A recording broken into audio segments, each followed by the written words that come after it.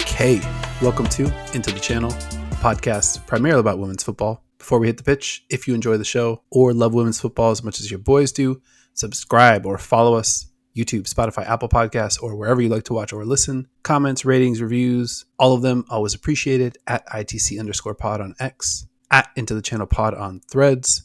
I am your host, Dino Cespedes, and as always, I am joined by my co-host, Mr. Grant Engel. What is up, man?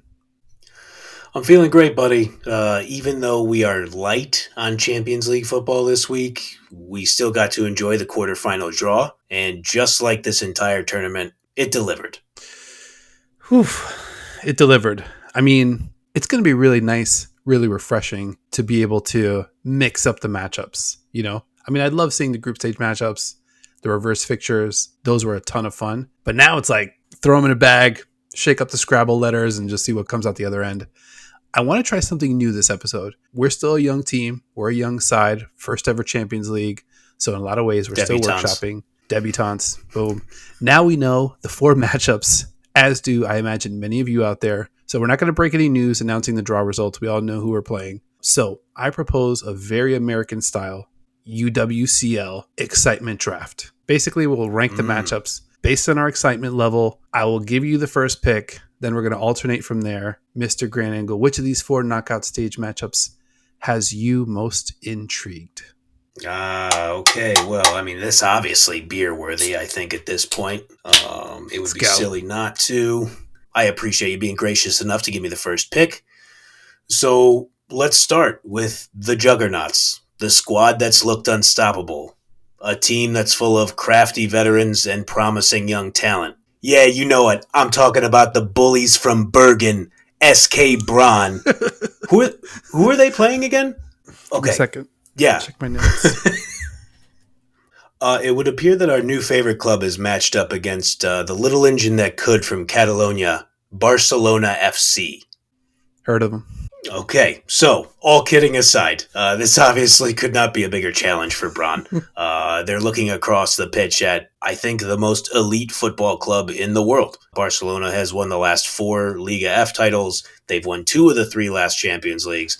And according to the Guardian's top 100 women's footballers, which we covered a couple episodes back, I've still yet to wrap my mind around this. Barcelona has 7 of the top 11 players on that ranking list. Come on, man. And I don't think that's a bad list. When our discussion of it, I think the Guardian list was pretty damn accurate.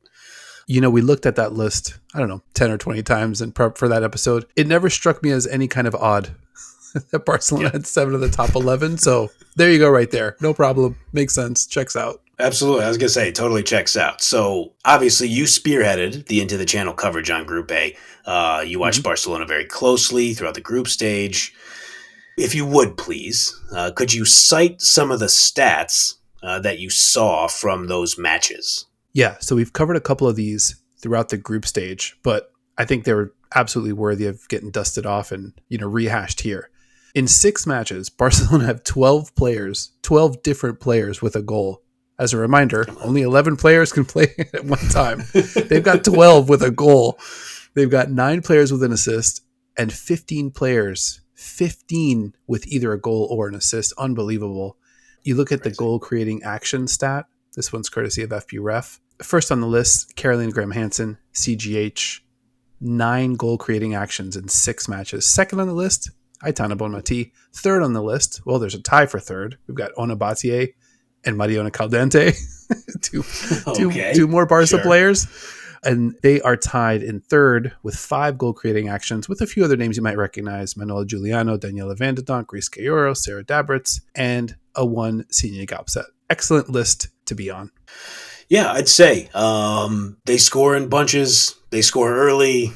They score often. I think it's going to be a tough test. Now, I'm going to go right to Brann here because that's who I like to talk about. That's who I want to talk about. So I want to talk about how I want to see him play. And I'm very curious to hear what our viewers think as well. I think Brann is going to have to be brave on the ball here. I don't think they have any other choice but to play like they are capable of holding possession. And I know some teams, you look across the field at a squad that on paper and frankly, from what people see, you would rationally recognize is better than you, you might think I have to sit back and wait and try to play on the counter. It rarely works unless you're an elite counter striking team. So I'm not going to say anything that's mind blowing. I'm not going to say anything that Martin Ho, the manager, has not already considered. But baby, triangles, triangles, triangles. Make yourself available in space. When your teammate has the ball, you have to get into the open space as easily as possible. You have to be calm enough to take a quick touch on the ball on the half turn before making your pass. You have to have the confidence in your touch to make a one-touch pass to those release valves to get yourself out of trouble. Because if you don't, and Barcelona takes the ball from you, especially in your defensive third, you might already be dead. So I realize I don't want to act like I'm some kind of master strategist, and I know we joke about the Brann bias here. I think Brann has the guts to do it, but you gotta be brave out there. I think that's an excellent call, because thinking about having the ball in your third and having, I don't know, Paralluelo or Bonmatí or Caldentey just nick it off you is just deadly. Yeah. That's devastating. And looking back at the Benfica matchup, our guy Camp Hope kind of shouted her out. Ingrid Engen, I took another look at her in that Benfica matchup. To say that she maybe missed an assignment or two would be, Sure. Putting it in a friendly way. It was mentioned on our show last week that she's a little bit playing out of position. No, not a true center back. But that Benfica attack had her looking in all different types of directions. And usually she was like half a second late on at least a few scoring plays where Benfica was able to make Barcelona pay. So I think if I'm Martin Ho and Signe Gaupset, I might be looking at that matchup and saying, let's just kind of attack it, and we'll live and die with that result. I mean, you're playing Barcelona. What other, sure. You're kind of limited on options. And I think the Benfica matchup's really interesting, because if we rewind all the way back to match day 1, we sort of commented the first 15 minutes of that Benfica match, hey, they're not afraid of Barcelona. And then it was like the 25-minute mark. It's like, well, maybe they should have been afraid. I think it was like 3-0 at that point. It very quickly kind of turned. But the reverse fixture, Benfica able to kind of like keep up, take their opportunities, play aggressively. They obviously gave up 4 as well, but much, much different game than what we saw the first time around. So I don't think Brann's going to be afraid. Signe Gaupset, she's also been credited with 22 shot creating actions during this group stage. So she's like Brann's most prolific creator.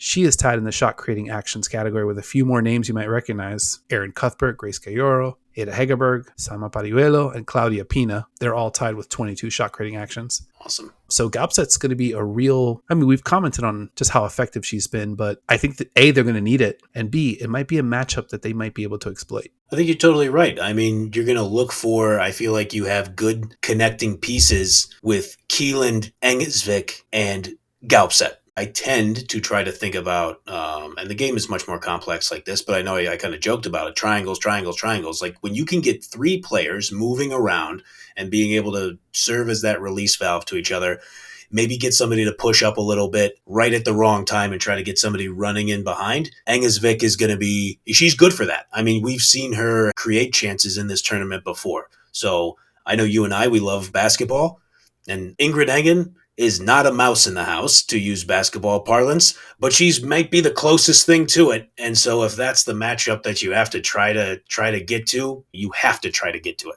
Yeah, calling back those FIFA rankings. If she's an 81 at center back, that might just be your best bet to go at the 81. What else are you attacking? And I think, Barcelona's been known to kind of like have both Batlle and Lucy Bronze kind of creep up on offense. Yep. So that might be able to create some chances.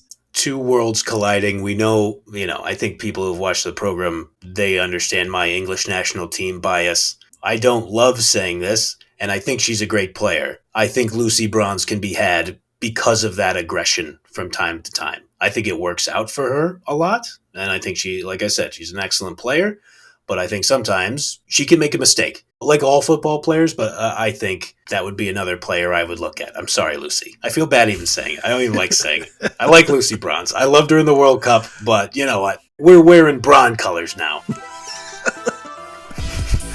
Oh, sweet, sweet bulletin board material. There it is.